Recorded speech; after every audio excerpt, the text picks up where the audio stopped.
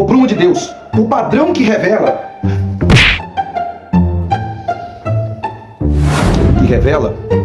o coração. O livro de Amós é um dos livros mais profundos dos profetas menores.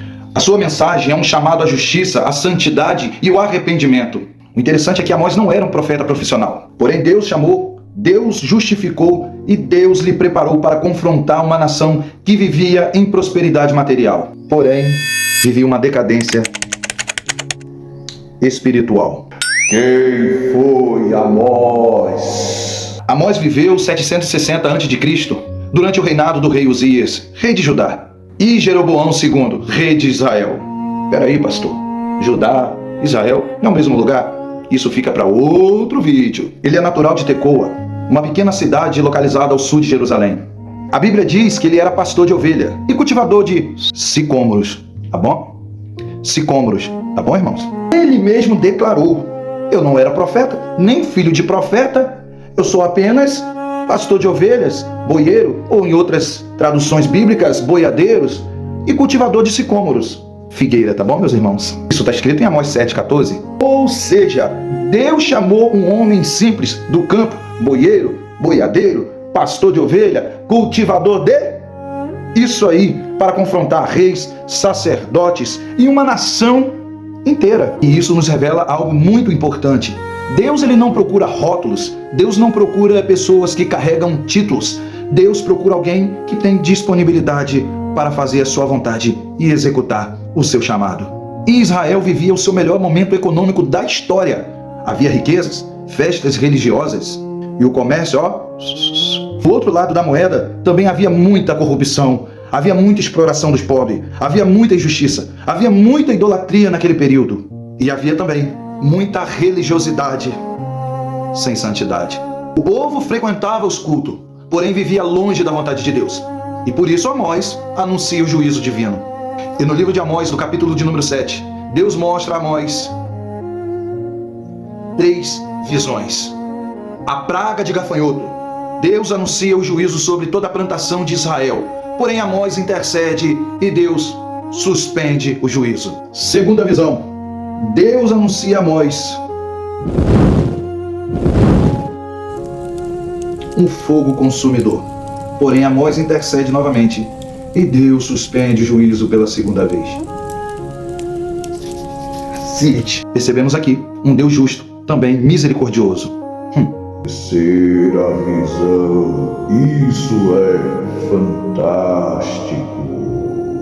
Porque Deus agora anuncia que a medida da nação chegou ao limite. O que é um prumo? Prumo é uma ferramenta usada pelos construtores, pedreiros. A função do prumo é para verificar se o muro está perfeitamente reto. E se o muro estiver torto, o prumo, ele denuncia problema estrutural à vista. E no capítulo de número 7, o Senhor está sobre este muro, com um prumo sobre a sua mão, medindo este muro para ver se esse muro está alinhado conforme o prumo. E isso significa que Deus construiu Israel segundo a sua própria justiça. A aliança é perfeita. A vontade de Deus era perfeita. E o prumo revelou que o problema nunca foi Deus, ou nunca foi o próprio prumo, e sim a nação de Israel, o povo, que não estava alinhado como muro, ou como prumo, ou como muro, ou melhor, ou como prumo, porque o prumo que denuncia o que está torto e o que está reto. O prumo revela o padrão de Deus, a justiça de Deus, a santidade de Deus, a palavra de Deus. Principal, revela o padrão do Altíssimo. Não é Deus que tem que se adaptar ao homem, é o homem que tem que se adaptar a Deus. Assim como o pedreiro está com o prumo sobre a mão e ele vai medir a parede para ver se está reta, não é o prumo que tem que se alinhar à parede, mas a parede que tem que se alinhar ao prumo. E quando Amós ele tem essa terceira visão do prumo sobre a mão de Deus, ele identifica o significado desta visão. Pois Deus diria a Amós: porei o prumo em meio ao meu povo. E vai revelar muita coisa.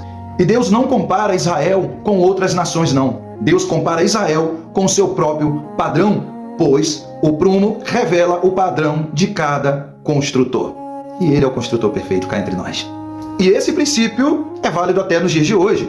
Nossa referência não é cultura, não é músicas mundanas, não é clube de futebol, não. A nossa referência sempre será o padrão de Deus, que é a revelação da sua palavra. E essa expressão do prumo revela que o tempo da misericórdia está acabando. Não vou deixar passar mais nada. É tempo de se consertar. Após anunciar o juízo, Deus declara: os altares serão destruídos, os santuários serão destruídos, e a casa do rei Jeroboão II irá sucumbir. Agora ouça isso daqui. Havia um sumo sacerdote chamado Amazias, que tomava conta do santuário do templo idólatra em Israel, no reinado de Jeroboão II, que ele preferiu tentar calar o profeta do que ouvir a voz de Deus. E essa reação mostra que a verdade frequentemente incomoda aqueles que desejam preservar os seus interesses. Isso tudo nos mostra, conforme Amós, que Deus continua chamando pessoas simples. Deus não está preocupado em sua posição social, não. Pois a autoridade do servo de Deus não está em sua posição eclesiástica, não. Está em seu chamado diante de Deus. Lições que aprendemos com Israel. Nem toda prosperidade significa que estamos sendo aprovados por Deus, não.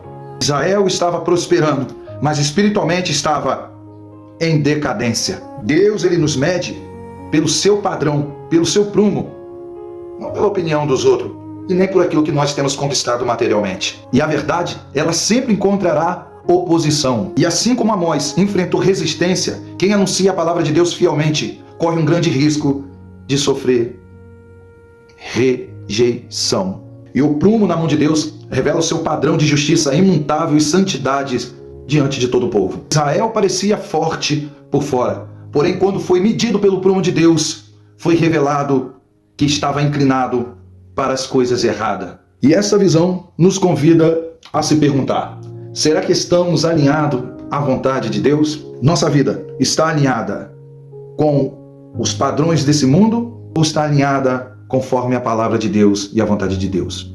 E como cristãos, somos convidados por Deus e devemos permitir Ele examinar o nosso coração para saber se estamos alinhados à sua vontade. O prumo não foi dado para destruir o muro, mas sim para revelar e ser ajustado antes que seja destruído.